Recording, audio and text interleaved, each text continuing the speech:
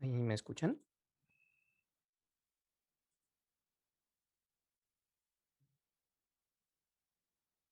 Sí, está claro.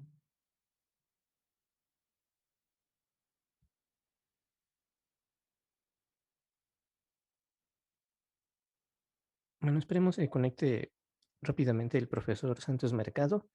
Y pues bueno, vamos a iniciar esta serie de nuevas actividades que estamos realizando para dar inauguración al nuevo canal del profe Santos. Hoy tenemos a un invitado especial que es su amigo Rodrigo Navia, Muy que bien. es profesor Philosophic Doctor de la Escuela de Negocios y Economía de la Pontificia Universidad Católica y nos va a hacer una presentación sobre qué es lo que está ocurriendo en Chile. Bueno, Rodrigo Navia, todo tuyo. Déjame completar un poquito más sobre el currículum del doctor Rodrigo Navia. Él realizó sus estudios de posgrado en Tulane University in Economics, su doctorado en economía. Rodrigo Navia es profesor titular de la Escuela de Negocios y Economía de la Pontificia Universidad Católica de Valparaíso.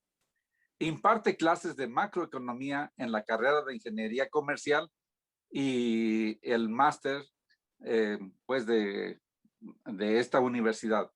Se desempeñó como director de Relaciones Internacionales de la Pontificia Universidad Católica de Valparaíso y es decano de la Facultad de Ciencias Económicas y Administrativas. Actualmente es consejero superior de la universidad y director de la Fundación Educacional Rector Rubén Castro de la Pontificia Universidad Católica de Valparaíso. Adelante, querido doctor, nos darás una historia breve para ponernos en contexto. Nosotros que estamos un poco alejados de Chile nos sirve mucho para conocer algo mejor, pero sobre todo de los 50 años para acá nos parece algo muy interesante. Si pudieras puntualizar un poco desde poco antes de la llegada de Salvador Allende y de ahí en adelante. Adelante, doctor Rodrigo Navia. Muchas gracias, Santo, por la invitación en primer lugar y también por la presentación. Con Santo nos conocimos hace más de 25 años, ¿ya? Y es un placer poder vernos al menos a través de la cámara, ¿ya? Después de tantos años. Eh, la invitación ha sido a conversar un poco sobre la realidad de Chile, que sin duda ha sufrido una gran transformación en las últimas décadas, pero también ha sido noticia en los últimos años por la situación que significó este estallido social en octubre del año 2019. Voy a compartir pantalla para poder realizar mi presentación apoyada por unas diapositivas que preparé y de esa forma hacer más fácil el seguir la presentación. Me voy a referir, como señaló Santos, a lo que ha sucedido en las últimas décadas para poder entender lo que estamos viviendo en los últimos años. Voy a poner énfasis en primer lugar en cómo se construyó en Chile una economía de mercado abierta al mundo, después de la experiencia que se había tenido en el país durante la segunda parte del siglo XX, al igual que las principales economías de Latinoamérica, o economías que se fueron cerrando y trataron de establecer un proceso de desarrollo hacia adentro.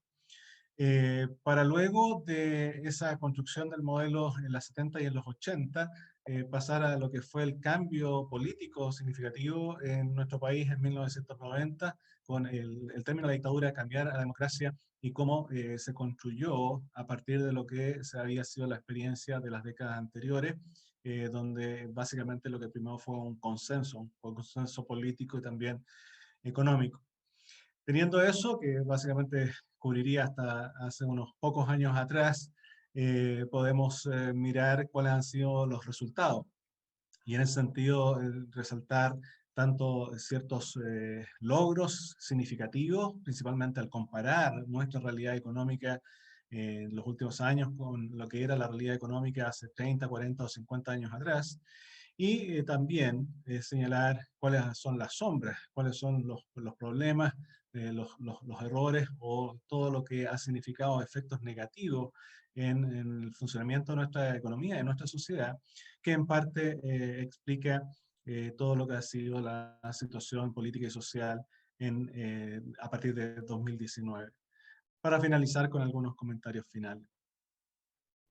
Entonces, si nos vamos un poco al pasado, nosotros vemos que previo a lo que es la década del 70, en Chile se seguía una estrategia de sustitución de importaciones, patrocinada como instituciones como la CEPAL, y en Latinoamérica se estableció ese tipo de desarrollo hacia adentro, ¿ya? Desconectarnos de la economía mundial y de esa forma tratar de desarrollar.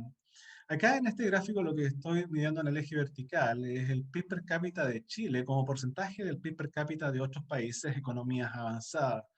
Y básicamente nosotros vemos que a comienzos del siglo XX, el PIB per cápita de Chile más o menos representaba entre 50 y 60% del PIB per cápita de países como Australia, Dinamarca, el Reino Unido o Estados Unidos. Y cuando se estructura este desarrollo hacia adentro, el tratar de alcanzar el desarrollo aislándose de la economía mundial, lo que observamos es que en general el resto del mundo creció mucho más rápido que la economía chilena, entonces lo que se produjo fue más bien divergencia. La brecha entre el nivel de ingreso promedio de nuestro país y de economías avanzadas fue aumentando, llegando hacia los 70 y los 80, por ejemplo en el caso de Estados Unidos, que era el PIB per cápita de Chile en torno a 50% del PIB de Estados Unidos en 1900, llegamos a ser en torno a un tercio del PIB de Estados Unidos hacia fines del siglo XX, ¿ya? Y la tendencia que se empieza a revertir ya en la última parte del siglo XX, que está relacionada con este cambio de estrategia que vamos a mencionar a continuación. Este es uno de los indicadores que puede ser usado para fundamentar el agotamiento o el fracaso de la estrategia que se había seguido en Chile en los 50 y en los 60, pero también hubo algunos otros efectos negativos, como por ejemplo la sistemática alta y volátil inflación que se vivió durante esas décadas. Ahora, para poder entender la construcción de esta economía de mercado abierta al mundo, ¿ya?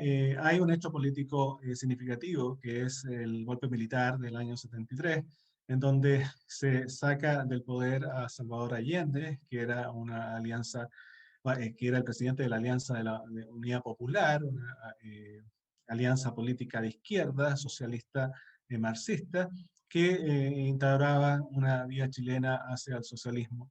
Y es sacado al poder el 11 de septiembre del 73, y el cambio político de pasar de una democracia a una dictadura militar también acarreó el cambio de una estrategia económica. ¿Ya? Aquí jugaron un rol este grupo de economistas llamados los Chicago Boys, que eran economistas que habían estudiado en la Universidad de Chicago bajo el alero de economistas como Milton Friedman, Arnold Hager, y que tenían todo el fundamento teórico de qué había que hacer en una economía para transformarla en una economía de mercado abierta al mundo, y tuvieron la posibilidad de estar cercanos a miembros de la Fuerza Armada, particularmente de la Marina, de la Armada, y lograron convencer de que esta era la estrategia económica que se debiera implementar, lo cual es un poco lejana de la lógica militar, que es una lógica más de estrategia y de mando y de verticalidad.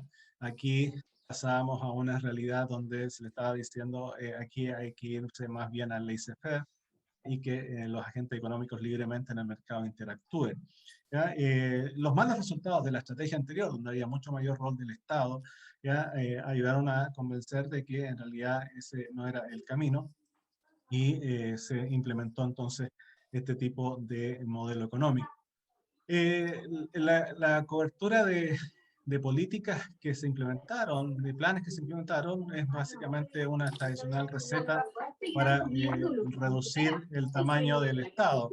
Es decir, privatizaciones, se redujo la cantidad de empresas estatales en la economía, liberalización de precios, había un alto control de precios en la economía antes del 73, más de 3.000 precios eran determinados por la autoridad del Ministerio de Hacienda o Economía, moverse hacia equilibrio fiscal después de tener sistemáticos de déficit fiscal y crecientes déficits fiscales, especialmente en la época de Salvador Allende, liberar el mercado de capital interno, privatización de la banca, por ejemplo, y las reformas laborales, introduciendo mayor flexibilidad en el mercado del trabajo. A eso hay que agregar un componente significativo y característico que es la radical apertura comercial que se implementó en los 70 de una forma unilateral, bajar o eliminar las barreras comerciales, abrir al movimiento de capital financiero, y tres reformas que están en torno a 1980 y que llevan al mercado a áreas que por lo general se han encontrado de manera exclusiva en manos del Estado.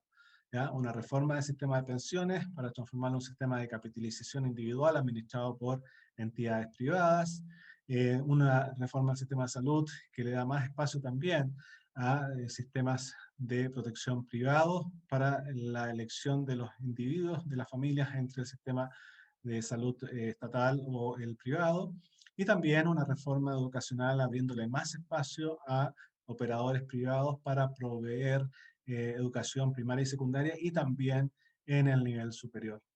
Entonces, vemos ahí un radical cambio respecto a lo que era la situación anterior, donde se da más espacio al mercado y a los agentes privados y con una característica de apertura al mercado mundial. Ahora, el apogeo de los Chicago Boys duró básicamente solo 10 años porque la crisis del año 82, que comenzó en México, la famosa crisis de la deuda externa, por ahí por el año 81, en Chile golpeó fuertemente en el año 82 y saca a los Chicago Boys de las esferas del poder de la conducción de la política económica y se transforma en una visión un poco más pragmática. ¿Ya? Se mantienen los pilares fundamentales de una economía más bien de mercado, orientada hacia a la apertura de la economía, ¿ya? Pero con una mirada mucho más pragmática, reconociendo algunos de los errores que se cometieron en la implementación de ese proceso de reformas tan profundo que se hizo en la década de 70. Por ejemplo, el manejo del tipo de cambio, ya se colocan bandas de precios para darle alguna estabilidad a la moneda y cierto espacio al mercado. En el sector bancario, que fue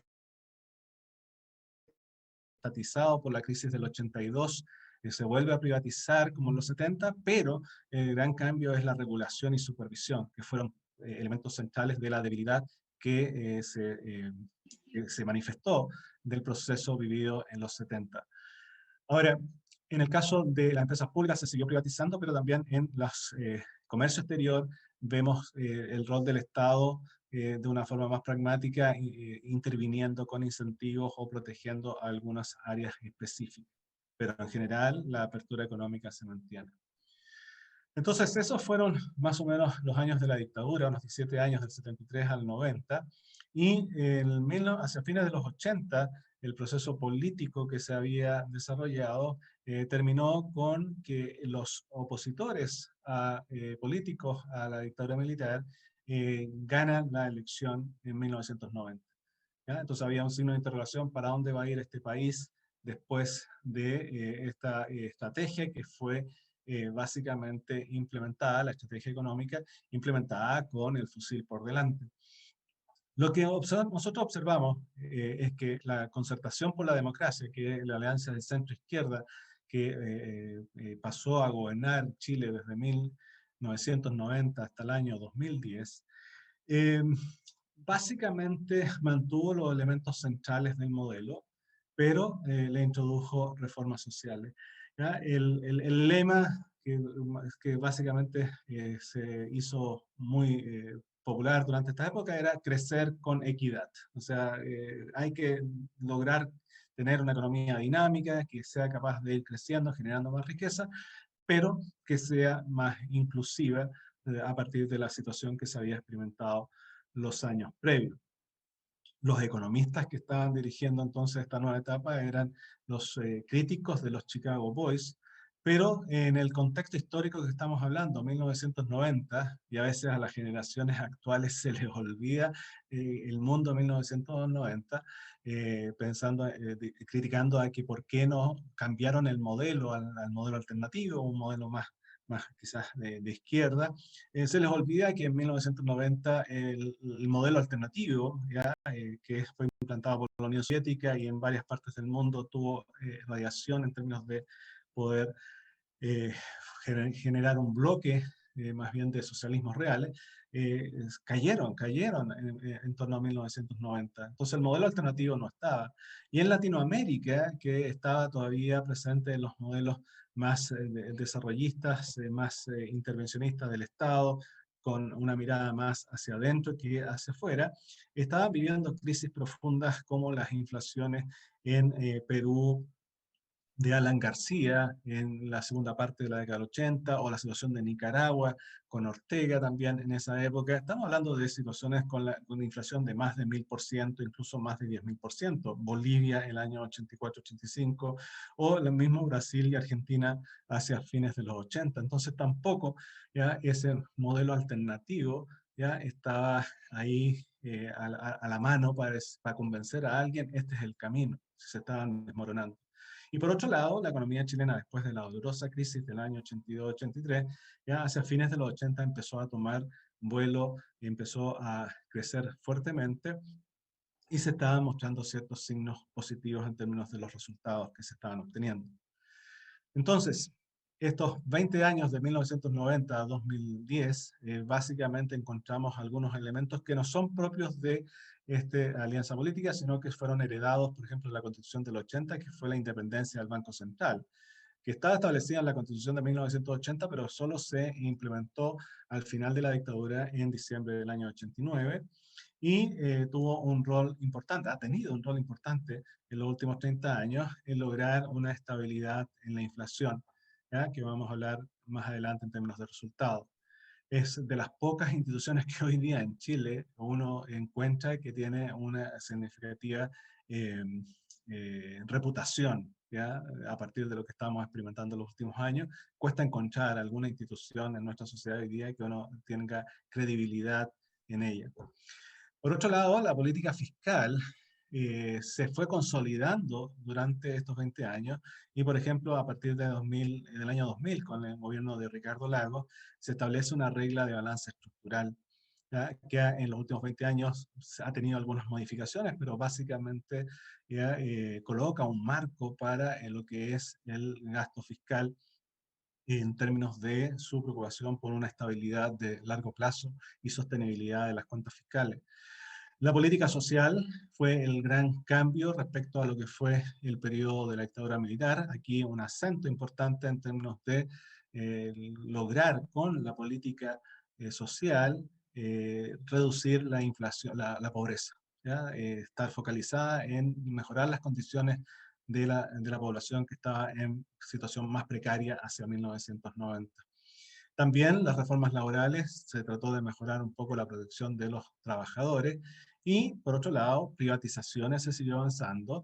La liberalización comercial, que fue la unilateral de los Chicago Boys en los 70, se complementó con una apertura multilateral a través, por ejemplo, de tratados de libre comercio, que se pusieron en boga en el mundo. México también ya firmó un acuerdo, una serie de acuerdos de libre comercio, partiendo por lo que fue el NAFTA a comienzos de los 90, ¿ya? Y son de los dos países que tienen la mayor cantidad de tratados de libre comercio firmados, logrando una apertura comercial significativa respecto a lo que era nuestra situación en décadas atrás.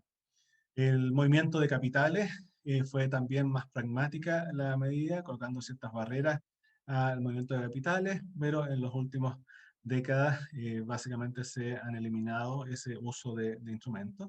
Y la infraestructura pública también se le dio espacio a los privados para poder desarrollar infraestructura pública que se estaba quedando atrás hacia 1990. En 1990 había un déficit significativo de infraestructura pública y en los últimos 30 años había un desarrollo significativo de esa infraestructura.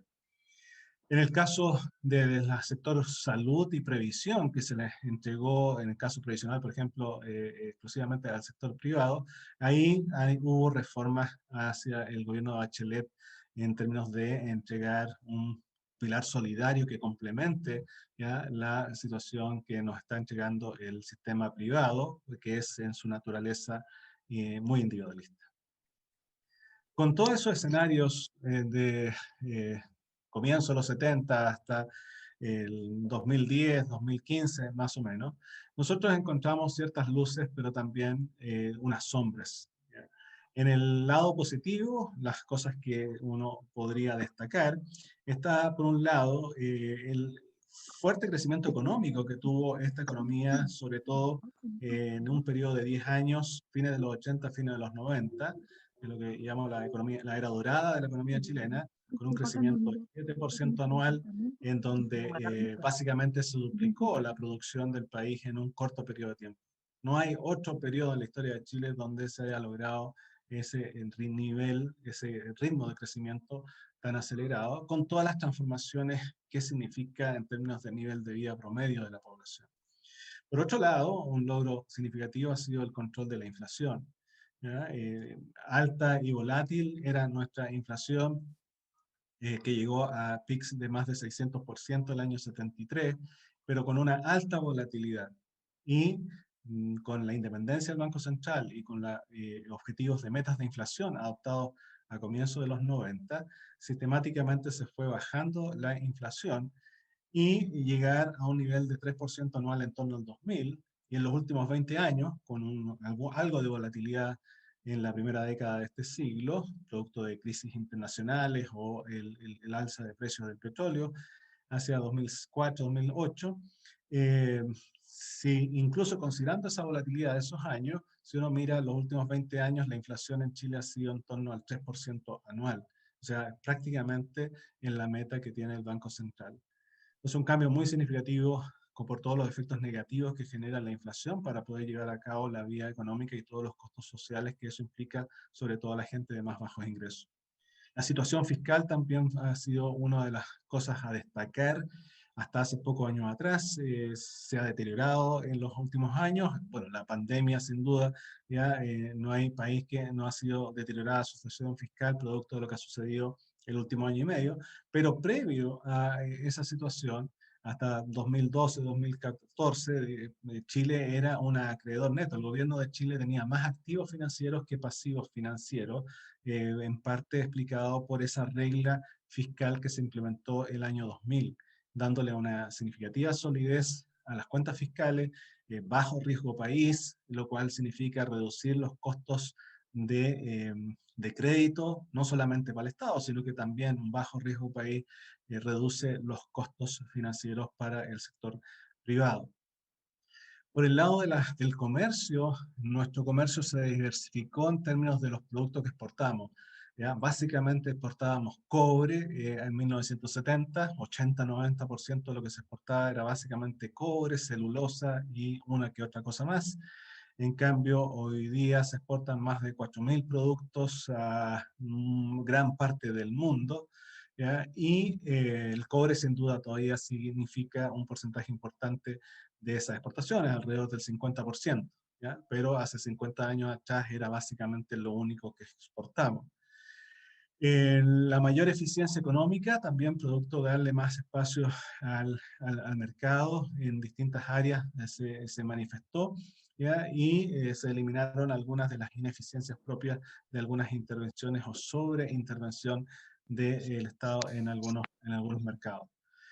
Una de las cosas del ámbito social que son bastante notorias en términos de éxito es la reducción de la pobreza. Hacia fines de los 80, 40% aproximadamente de la población vivía en condiciones de pobreza y No coloqué la última cifra de 2020 porque hay un aumento de la pobreza por efecto pandemia, a una cifra en torno a 10-12%, ¿ya? Entonces, sin considerar pandemia, en 2017 ese mismo porcentaje de pobres era en torno a 8,5%.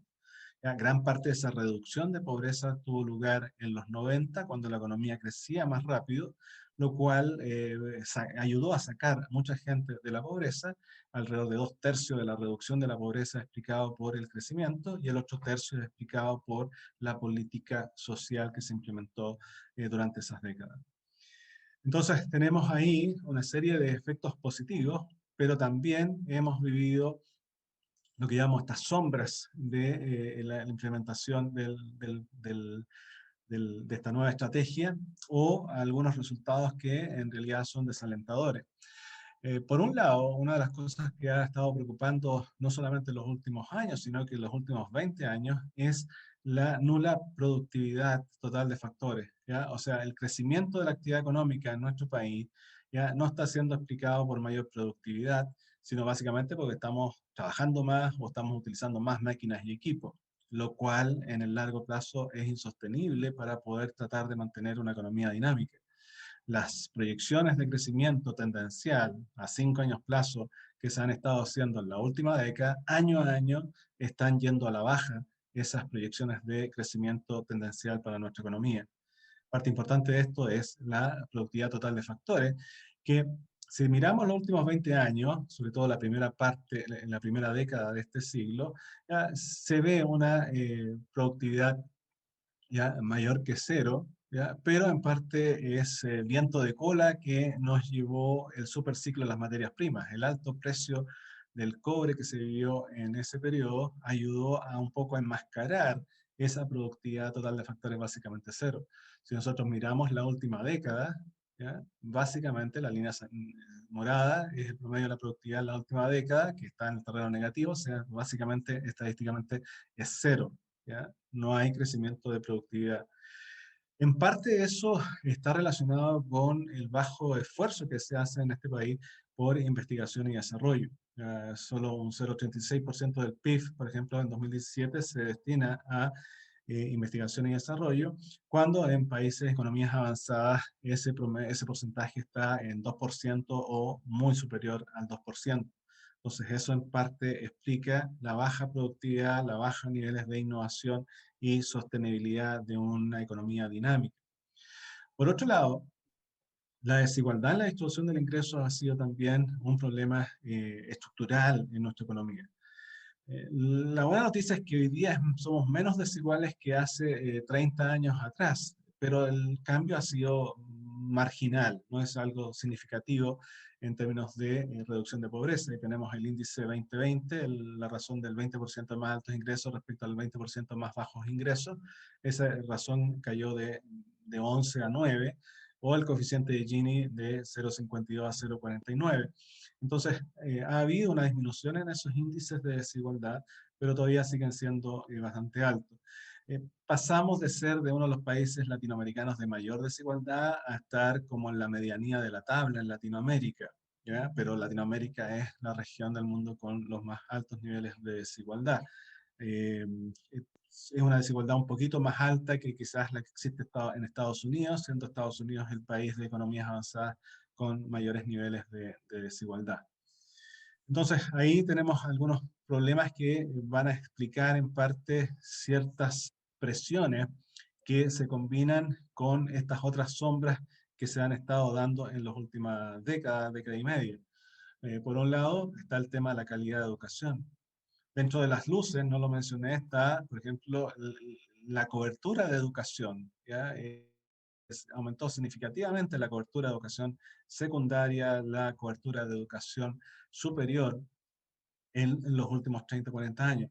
Pero la calidad de educación y las distintas calidades de educación que tú puedes optar dependiendo de cuánto dinero tiene tu familia, ¿ya? Sigue siendo un problema significativo, ¿ya? Y empieza a incubar, ¿ya?, ciertas tensiones sociales. Por otro lado, casos de corrupción en distintas esferas. Por ejemplo, tuvimos una ley de pesca aprobada hace muchos años, en donde al final se descubrió ya que empresas del sector prácticamente eran los que redactaban los artículos y se los pasaban a parlamentarios para que los presentaran en el Parlamento, y eran los mismos que financiaban las campañas de sus políticos. ¿Ya? Entonces ahí empezó a generarse cierto descontento con el sistema político, como se queda demostrado ya su falta de independencia de grupos de poder económico. También en instituciones como las Fuerzas Armadas y Carabineros han existido diversos casos de corrupción, ya cuando estamos hablando de montos significativos de recursos fiscales que terminan en manos de algunas de las autoridades de estas instituciones. En el caso del funcionamiento de algunos mercados, ¿ya? Los casos de colusión también han impactado mucho a la población. Hay casos de colusión en sectores más bien eh, de negocios entre empresas, pero los que más impactan mediáticamente son los de bienes de consumo. Y, por ejemplo, tenemos el caso de pollo o papel higiénico o de farmacias, que incide significativamente en los grupos de más bajos ingresos. ¿Ya? Y eso golpeó fuertemente ya el sentido de valorar el mercado, ya viendo distintos casos en donde pocas empresas se colocaban de acuerdo para fijar cantidades o fijar precios, repartirse el mercado, ya teniendo al final que pagar todo eso el consumidor. El financiamiento de la política relacionado con casos, por ejemplo, de la ley de la pesca, también ha sido uno de los problemas en donde no todos tienen el mismo acceso a poder influir en las decisiones políticas. Y en el caso de las pensiones también fue un problema que se estuvo acumulando, se estuvo ahí incubando y nunca se tomaron decisiones necesarias para hacer ciertas reformas para poder perfeccionar ya, la mejora continua necesaria de cualquier sistema. Con esto, básicamente lo que hemos vivido en los últimos años es una debilidad de las instituciones, ya, la credibilidad en distintas instituciones como el sistema político, como las instituciones armadas, la iglesia, etcétera, han caído fuertemente por distintos factores. La pérdida de confianza también ha sido importante en términos de no creer en otros. En algunos rankings internacionales se encuentra que los chilenos en general ya tenemos bajo nivel de confianza en el otro. Y también uno de los temas que golpean al final el funcionamiento de la sociedad es la incapacidad de respuesta del sistema político a los problemas que se manifiestan, porque son unos causantes o porque no toman en sus manos el poder construir una solución. Entonces, con ese escenario, y estamos más o menos dentro del tiempo, eh, ¿qué es lo que nosotros encontramos en los últimos años? Que frente a todos esos problemas hubo capacidad de grupos de izquierda, de nuevos referentes, no los grupos de izquierda sesenteros o setenteros, sino nuevos grupos de izquierda que se fueron incubando en movimientos estudiantiles en la década, hace 15 años atrás, o en los últimos 15 años, fueron capaces de movilizar, hacer un diagnóstico, aglutinar y al final poder mover a mucha gente más allá de su posición política. ¿Ya? No estamos hablando que todo lo que fue el estallido social tiene que ver con gente que tiene una posición política definida, sino un malestar general respecto a lo que está viviendo en su día a día y la situación país. También hay que reconocer que estamos en un cambio generacional, o sea, las personas de 30 años más o menos son los que han vivido en Chile desde 1990 en adelante, desde que volvimos a la democracia. No tienen la experiencia de vivir en dictadura, no tienen la experiencia de vivir en un país con 500% de inflación o 100% de inflación. Entonces, hay también que todo el lo que está viviendo que es negativo se lo atañe a lo que es el sistema que le ha tocado vivir. El cambio generacional también está involucrado con todo lo que significa todo el tema tecnológico, que para ellos es algo común, quizás no estar presencialmente face to face con otra persona para poder estar interactuando.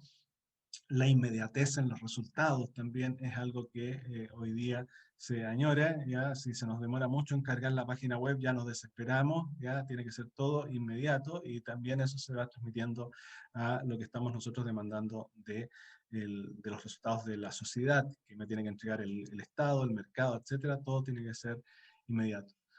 Y dentro de eso, entonces, estamos hoy día en un proceso constituyente, que fue como la solución política al estallido del año 2019, y ese proceso con un alto grado de incertidumbre. ¿Ya? Puede ser una gran oportunidad de poder construir ciertos pilares de consenso con una amplia participación. No se ha dado en la historia de Chile una oportunidad como esa. Siempre ha sido más bien en grupos muy concentrados de poder los que han podido definir las normas constitucionales, o puede terminar en un gran fracaso o decepción, si es que el resultado del mismo proceso, o si es que se llega definitivamente a puerto con esa nueva propuesta de constitución para el país, en donde la dimensión económica va a estar presente. Van a quedar lineamientos para cómo vamos a actuar en materia económica en nuestro país, y ahí sin duda van a haber algunos cambios respecto a lo que ha sido nuestra realidad económica en los últimos 40 años. Gracias. Muy bien, doctor Rodrigo, encantado de escucharle. Hay algunas preguntas, pero algunas son mías que me gustaría tener, pues aprovechar la oportunidad de hacérselas aquí mismo.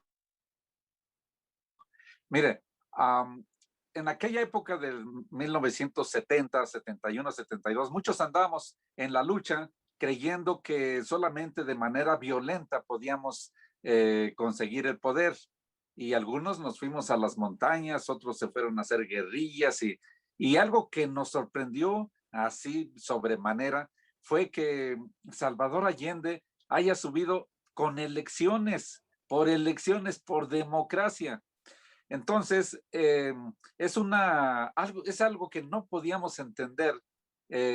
Ahora, bueno, aquí en México también acaba de subir un presidente izquierdista, aunque él no se dice así, pero en realidad es izquierda y de la más radical. Pero dime una cosa, cuando en aquel tiempo sube Salvador Allende, es que las cosas realmente estaban muy mal como para que vieran que la única alternativa era que subiera a Salvador Allende, es decir, que subiera un marxista. Ese fue el caso, que a diferencia de México, aquí no es que estuviéramos mal, sino que se hizo propaganda, se habló mucho de la corrupción y que siempre existe, pero no estaban tan mal las cosas, pero aún así subió un presidente pues comunista, marxista. ¿Cuál fue el caso? ¿Qué fue lo que hizo que subiera Salvador Allende? Esa realidad, esa pregunta en realidad sería más bien para un cientista político que para un economista, y además que yo para 1970 tenía como 2, 3 años, así que ni siquiera voté en esa elección.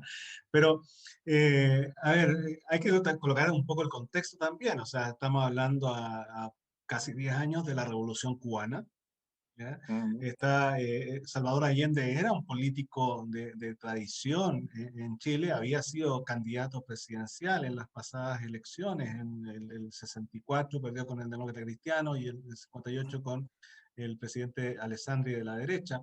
Entonces, lograron articular fuerzas de izquierda. Sin duda, la Revolución Cubana es un contexto que le da mayor esperanza a las ideas de estos grupos marxistas. Y también los candidatos opositores fueron en realidad candidatos relativamente débiles. ¿Ya? El candidato demócrata cristiano carga sobre sus hombros el gobierno que está terminando, ¿ya? Y el candidato de la derecha era el mismo Alessandri, que ya está también en edad avanzada. Entonces, se juntaron, yo creo, son varios los factores que están ahí detrás de ese proceso. Hacia fines, en la década del 60 se dio también un proceso de superciclo de materias primas. El precio del cobre tuvo niveles bastante altos y se empieza a desinflar ese ciclo hacia fines de los 60. Entonces también similar a lo que estaba pasando en esta última década, que vivimos el auge del precio del cobre y empieza a caer el precio del cobre, se termina ese super ciclo, se empieza el estancamiento, se detiene un poco el progreso que se estaba teniendo y empiezan a emerger estas protestas sociales o propuestas más de izquierda. Oh, ya.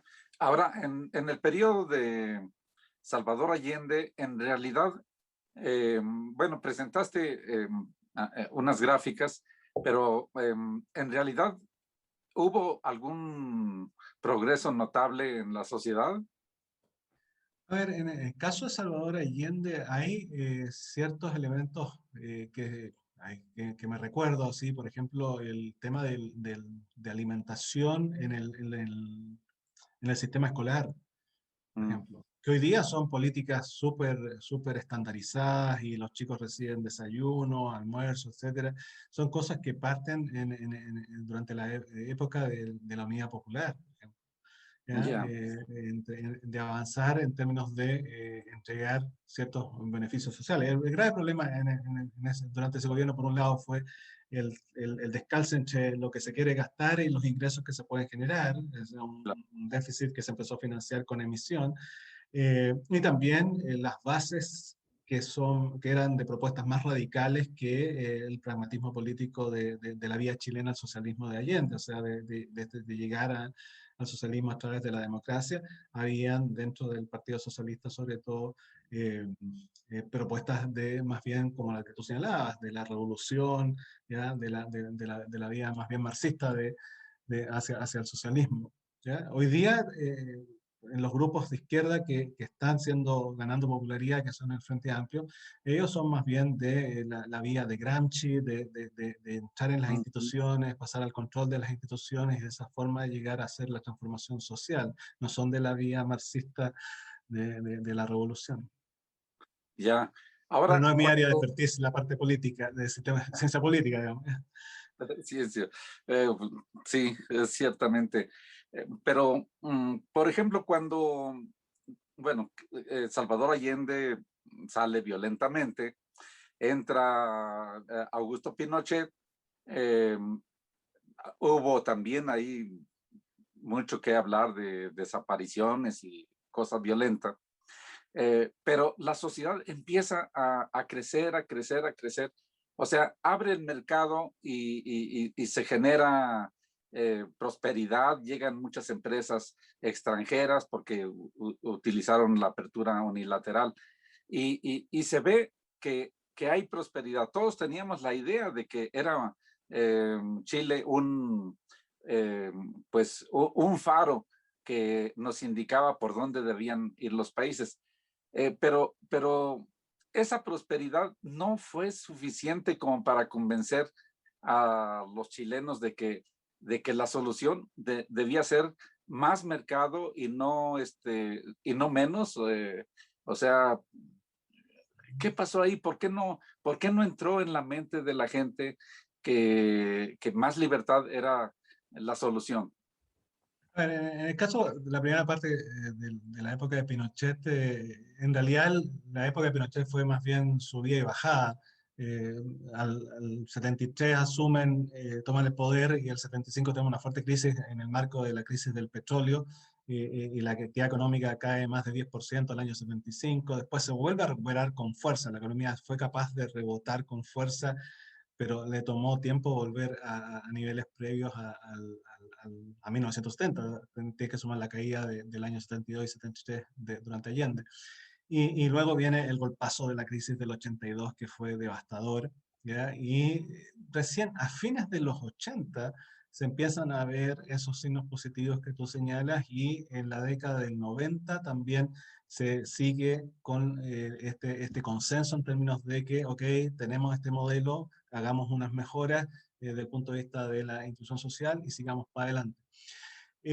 Pero yo creo que hay dos temas que explican el por qué quizás esta crítica y que se ha hecho muy manifiesta en los últimos años. Por un lado, está el tema, y que se refleja en la PTF, ¿ya? De seguir haciendo lo mismo. Entonces, como cierta complacencia con el éxito, y entonces sigamos haciendo lo mismo y con eso va a ser suficiente. ¿Ya? En mi curso de macroeconomía les enseño a mis alumnos el modelo de crecimiento de Solow y muestra que si tú sigues haciendo lo mismo, te vas a estancar. Y cuando te estancas, ¿ya? Tu crecimiento ya va a estar más cercano a cero, entonces tu nivel de vida no está a estar aumentando significativamente el año a año, y eso a la gente le empieza a molestar. O sea, si uno mira, por ejemplo, lo que es la Unión Soviética o los socialismos reales, ¿por qué caen? Caen porque fueron incapaces de ir mejorando el nivel de vida de las personas. ¿Ya? Y entonces, cuando tú sigues haciendo lo mismo, vas a terminar ya siendo plano y la gente se empieza a molestar porque quieren mejorar, tener una situación mejor. Entonces ahí yo creo que hay un problema de cierta complacencia, te empieza el tema de la corrupción en el sistema político, entonces que están más preocupados de mantener el poder, mis cuotas de poder, mis cargos, más que estar buscando formas de ir mejorando cómo funciona la sociedad y los mercados. Y por otro lado está el tema de la colusión, está el problema de un sistema privado de pensiones que no está entregando un sistema, unas pensiones dignas para gran parte de los jubilados. Entonces también empieza a ser un reflejo de que hay cosas que en el mercado no necesariamente funcionan bien y dónde está la solución. Si la solución fuese más Estado, más mercado, pero ¿dónde está la solución? No hay un sistema político que ha sido capaz de responder a ese problema. Entonces, la gente, eh, y ahí está la capacidad de la articulación de grupos de izquierda, entonces le echa la culpa al mercado y esa idea se empieza a comprar. Pero si tú miras bien lo que habla la gente, lo que dice la gente, yo creo que los grupos de izquierda están más o menos perdidos con las soluciones que están proponiendo, porque no necesariamente las soluciones que están proponiendo son lo que la gente quiere. La gente que lo que anda buscando es más bien su bienestar individual. ¿Ya? Sin duda hay mucha más preocupación social en las nuevas generaciones que en las generaciones anteriores, como por ejemplo el estar preocupados del medio ambiente, estar más preocupados de los animales, de la sostenibilidad, ¿ya? Del cambio climático. Hay algunas preocupaciones muy distintas a lo que eran las preocupaciones de nuestra generación. Entonces, hay una combinación de factores, pero en términos generales, una de las principales es, de mi punto de vista, la complacencia en que las mismas reglas, las mismas formas de funcionar en el sistema económico te tenían asegurado el futuro. Ah, ya. Bueno, la última para no monopolizar, creo que hay otras preguntas, pero aquí hay una que nos llega del auditorio. Dicen, eh, esta concepción de que fue un dictador Pinochet y que es una concepción popular o es un recurso de la izquierda, porque dice, ¿qué dictador llama a elecciones, las pierde, acepta que las pierde y se baja del gobierno? Luego llama a elecciones generales y permite que suba a la izquierda. ¿Sigue siendo un dictador o tiene base para decir que era un dictador? Ya, en los 80, cuando estábamos en medio de la dictadura, yo era estudiante secundario y después universitario en los 80, claro, ahí decir dictadura era una palabra casi prohibida en nuestro país, y Pinochet decía esto no es una dictadura, es una dicta blanda. ¿Ya? Y los partidarios del gobierno de Pinochet hablaban del gobierno militar. ¿Ya? Había todo un léxico, ¿ya? Donde se sacaba la palabra dictadura, pero si uno mira hacia la 90 y la década del 2000, el consenso social es de dictadura. Había concentración del poder, ¿ya? En muy pocas manos, y el poder del líder de Pinochet en particular era bastante fuerte. Su discurso era: no se mueve una hoja en este país sin que yo lo sepa. ¿Ya?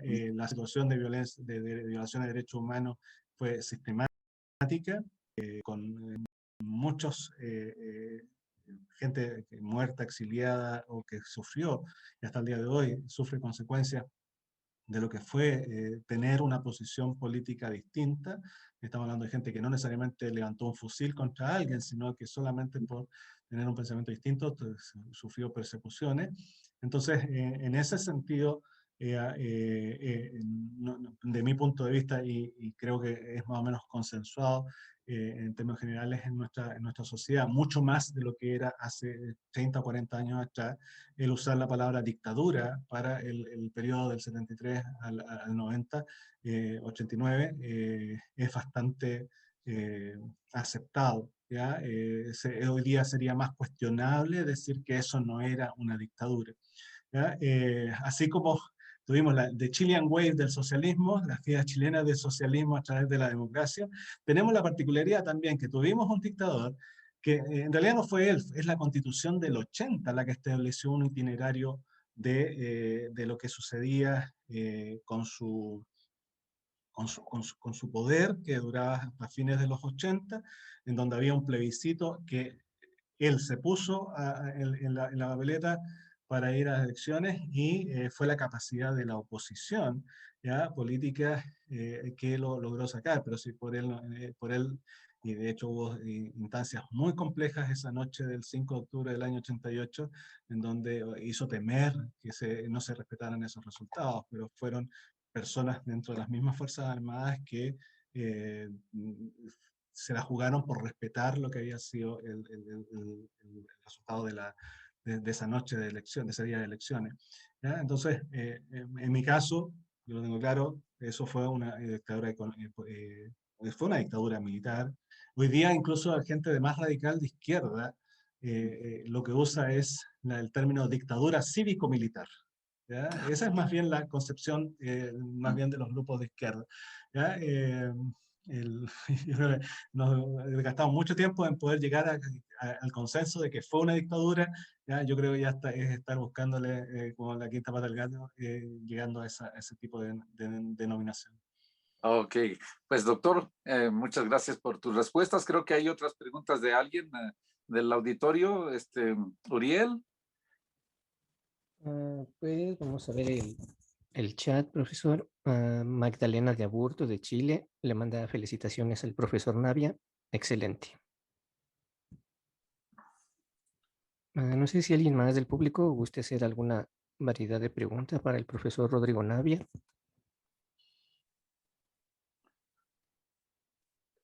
No hay más. Bueno, eso me da la posibilidad de hacer mi última pregunta. ¿Cómo miras a Chile, doctor, para los próximos 10, 15 años? ¿Va a recomponerse, va a retomar su camino o se va a convertir en una economía menos capitalista? ¿Qué es lo que va a pasar con Chile? Si lo supiera, eh, a ver, hay días eh, que estoy más de buen ánimo, ¿ya? Y soy optimista, y hay otros Bueno, días que mi ánimo anda por el suelo y soy muy pesimista de lo que va a pasar. Estamos en una coyuntura de sociedad, de qué es lo que va a definirse para el futuro. ¿Ya? Y como decía yo ahí al final de mi presentación, puede ser una gran oportunidad desde el punto de vista de poder construir las bases, no solamente económicas, sino como sociedad que nos haga progresar más hacia adelante. ¿Ya? Los momentos de crisis los podemos tomar como momentos, pero también llevar a cabo ese proceso puede ser un momento muy complejo para el futuro. ¿Ya? Va a depender de quiénes son los actores principales en este proceso, que son los que se fueron elegidos para la propuesta de redactar una propuesta de nueva constitución, pero también de todos los chilenos, digamos, de todos los que estamos viviendo en esta sociedad en términos de cómo influimos en ese proceso y también después cómo validamos ese resultado. y más allá de eso, cómo nosotros vivimos en el día a día futuro. En el caso particular de los ámbitos económicos, lo que uno puede percibir que el consenso está, o va a haber mayor consenso en que el Estado va a tener una mayor participación o acción en la economía. Eh, y eso en realidad, si uno es estricto, en la actual constitución, ¿ya? Que la actual constitución es más bien del año del 2005, de fines del gobierno de Lagos, aunque en la parte económica básicamente mantiene la estructura económica que se planteó en la década de 1980. Digo esto porque en el 2005 hubo una significativa reforma a la constitución de 1980. Pero los lineamientos económicos, los principios económicos básicamente no fueron tocados ya en los últimos 40 años que están en la Constitución. En esa Constitución, por ejemplo, se establece el principio de la subsidiariedad del Estado, ¿ya? Pero en cómo se ha implementado el término de que el Estado se echa para atrás y si el privado quiere participar, ok, participe, solo yo voy a actuar cuando usted no quiera participar o yo lo voy a tratar de ayudar a usted para participar. Pero la subsidiariedad también podría tener un rol del Estado más activo. El cómo se ha implementado, por ejemplo, el principio de la subsidiariedad es quizás de una forma muy extrema. Creo que va a haber una mayor acción del Estado en esas materias. En el caso particular del Banco Central, eh, claro, uno valora mucho el tema de la autonomía, la independencia del Banco Central por los efectos en términos de inflación. Al parecer hay un mayor consenso en esa línea, pero vamos a ver qué sucede en todo el debate político de la convención, donde hay mucha gente que en realidad no entiende mucho de principios económicos ni de la Ejercicio por importancia de cerebro. la inflación. Ejercicio por Entonces, cerebro. ahí hay que estar quizás atento a ese tipo de desarrollos, pero sin duda no vamos a tener quizás este sistema económico donde había tan radical espacio hacia más mercado, menos Estado o una negación del Estado a participar en la economía. Ok, bueno, pues ya cumplimos una hora. Realmente te quiero agradecer a nombre del Instituto Jefferson. Nos complace mucho haberte tenido como invitado, es un honor, es un gusto para nosotros y espero que haya oportunidad de otras intervenciones, que nos puedas regalar otro poco de tu tiempo en otra ocasión. Pues te agradecemos mucho y hasta aquí lo dejamos. ¿Ya? Te Muchas gracias por la mandamos, te invitación. mando un fuerte abrazo. Gracias, Un gusto Santos. Gracias, volverte a ver. Santos. Que esté bien. Muy bien. Gusto. Bueno, pues nos despedimos. Se acaba. Bueno, pues muchas gracias a todos por su presencia y compañía, comentarios, y nos vemos en una siguiente emisión de las nuevas actividades del canal del profe Santos Mercado. Muchas gracias.